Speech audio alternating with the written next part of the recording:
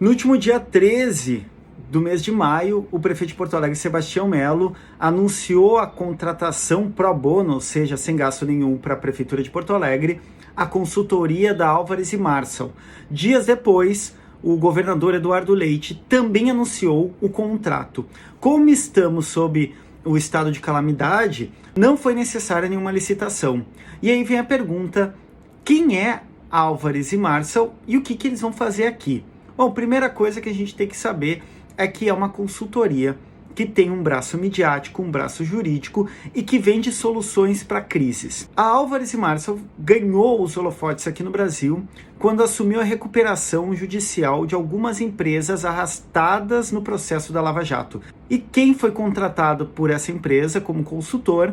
Sim, ele mesmo, o marreco de Maringá, Sérgio Moro, foi contratado por essa empresa. A Álvares e Marçal já tinha trabalhado nos desastres de Mariana e Brumadinho, sempre garantindo, então, a minimização de indenizações pago pelas empresas nas crises que ela entra. Mas vamos para os dois casos estadunidenses que são preocupantes para nós do que seria esse projeto de reconstrução que, segundo Sebastião Melo, não cobrará nada por 60 dias, mas depois não saberemos. Na verdade, podemos ter uma ideia.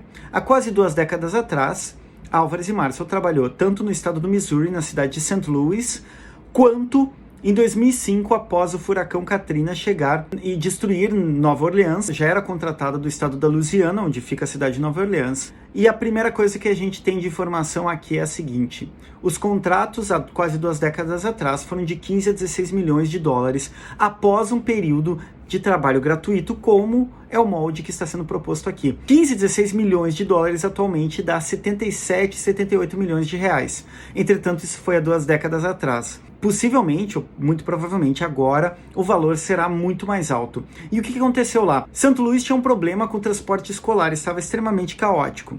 E aí eles foram contratados para dar uma solução.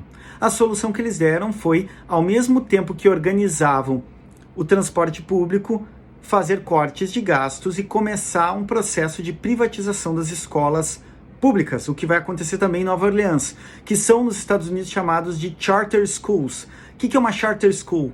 É uma escola pública que é paga, ou seja, fomentada pelo dinheiro público, mas gerenciada de modo privado. O sistema de financiamento dessas escolas é um sistema de voucher. As pessoas recebem vouchers que dão valor específico e tu, entre aspas, paga uma escola que é pública, já é um problema. O problema em St. Louis foi que eles, para cortar gastos e para organizar o transporte, eles excluíram zonas da cidade que eram mais difícil acesso e também vai ter um problema ali na frente no Katrina de gentrificação, que eu já vou falar para vocês. Eles excluíram alguns alunos dos itinerários e fizeram itinerários basicamente impossíveis, sem considerar o trânsito, a topografia, e não funcionou muito bem. E aí nós vamos para o caso, o grande case de sucesso deles, que é Nova Orleans 2005, depois do Katrina. A consultoria, ela se orgulha de abrir caminho para o capital privado, ela gosta de crise, assim como o capitalismo sempre gosta de crise e as políticas neoliberais amam uma crise. E o que ela fez depois do Katrina? De partida, demitiu 7.500 professores da escola pública. Isso, segundo o advogado de Nova Orleans, Willie Sanders, tem um sentido para além do corte de gastos que não tem um impacto tão grande no gerenciamento pós-crise Katrina. Primeiro, eles quiseram eliminar um grupo que era potencialmente politicamente incômodo, que são os professores. E nas palavras do Willie Sanders, ele declarou o seguinte sobre essa ação de partida do Álvares e Marçal: exonerando os professores majoritariamente negros e muitas vezes envolvidos nas lutas de bairro, a cidade e o estado também destruíram seu sindicato, o United Teachers of New Orleans, um dos raros que conseguiram se instalar no deserto sindical, que é o estado da Louisiana. Então, neutralizou os professores, mas mais que isso, implementou charter schools, ou seja, acabou com a educação pública gerenciada pelo poder público e gentrificou bairros, embranqueceu eles. Gentrificação é a elitização de um bairro ou de uma zona da cidade e o embranquecimento dela. Para vocês terem uma ideia, em 2005 a presença de negros ou afro-americanos em Nova Orleans era de 67%.